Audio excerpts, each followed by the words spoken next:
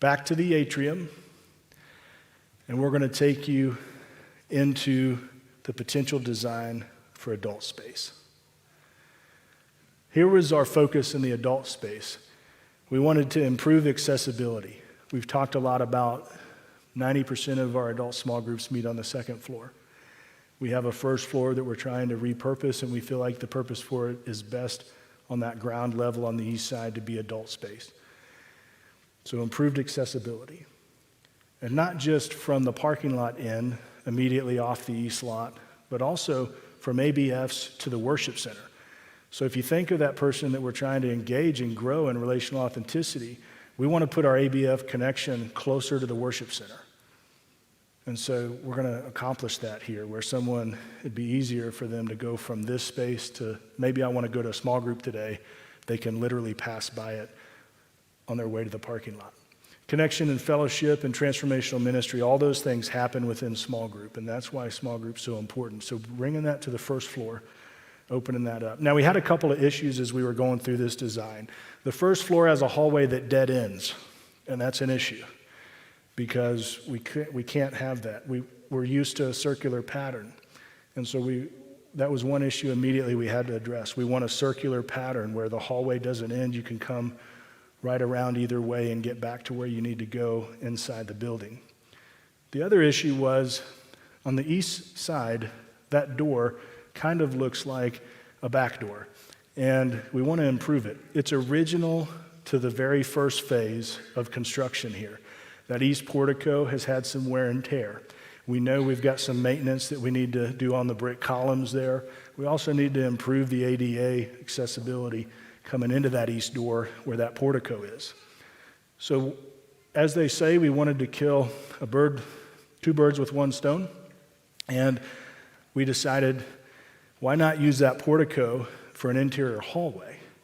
Use the current covering that we have already constructed and move into an interior hallway, which allows for that circular pattern. And we're already going to spend money on the portico. Let's do it right. So when we finish, we took our best step forward. So we're calling this an east plaza or east hallway, improved east entrance.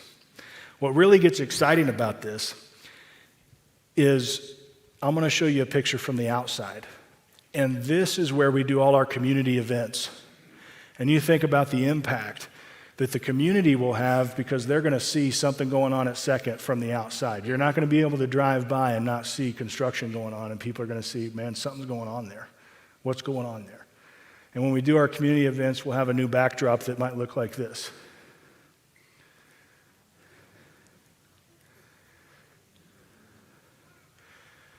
So we improve the east entrance and we capitalize on that space. We carry the same theme that you have in the atrium with that welcome to Second, open-hearted hospitality. You come into this space and you can drop someone off. You're still under cover, just like the atrium. You can stay out of the elements and drop your passengers off, and they can stay dry. Here's a different angle. I love the landscape. We got a little extra greenery in there, and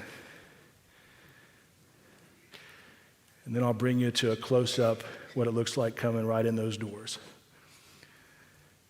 So we've got two sets of doors in there, allowing for plenty of accessibility. And as you come in, it's just inviting to come right into that new hallway and vestibule. So as we come in, I'm going to walk you down this hallway and turn back, looking back to where we came. Now, this has the same purpose for what I talked about when I mentioned the parent pathway. When we talk about connecting relationally and the importance, we notice this when we toured churches. A lot of them just have these informal spots people can gather to connect. You think about the ABF and you've started a conversation up. And sorry, Pastor, but we're not ready to go to service yet because the Lord's just given me an opportunity here with someone. I've got to get out of the room because the next ABF's coming. But we're not going to go to service yet because we're having a moment here. Well, what do we do? Well, we're allowing for informal communication and relationships to connect here in this hallway. So we've put this furniture here. Again, you've got a place. You show up early or you want to stay late. There's a space for you. And that's what you see there in that hallway. So as I come back down this hallway, you might see the glass wall here and wonder, what is that?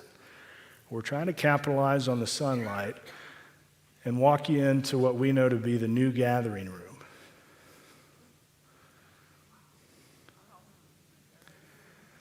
Our current gathering room will seat about 9 round tables. About over 100 people can sit in rows. This is a larger space. This will seat 14 round tables, and it'll seat about 180 in rows. So we would use this to function the same as we understand the gathering room to function today, but I think it gives us improved capacity.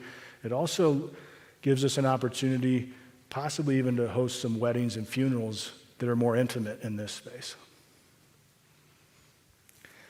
I'll take you back into the hallway.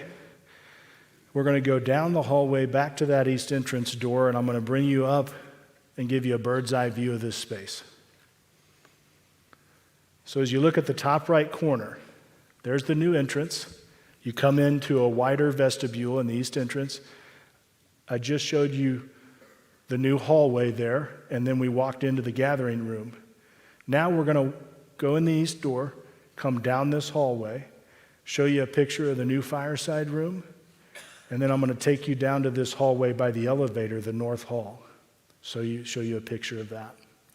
I just wanted to pull this up, though, to show you we've got, in this phase 1, it would propose moving about 8 classrooms down here on this first floor. And so that meets our needs here. Now, there's more additional ABF space in future phase. That could be upwards to 12 ABF classes. So here's right here on the first floor, and then there's additional upstairs in phase 2. So let's look at that new Fireside room. This emphasizes our kingdom first mindset with the picture of the world, how humbling it is to be one local church of which there's many all over. And we have partnerships all over the world. Just an update to our fireplace and furniture there for an intimate feel. Let me take you out of the fireplace room. Fireside. We're going to move down the hallway for a new food service and coffee line. So if you think about how we function now, if you show up on Wednesday night, we set food service up in the Fireside room and you walk through there. And this function will be the same. This will be a food service line off the hallway for our Wednesday night fellowships, but it'll also be dual purposed for gathering room kitchen. So the gathering room is just down past this food service line to the right. So for our volunteers that come in and have meals, or for the fellowships that happen in the gathering room, we have a location here with a kitchen to serve us well.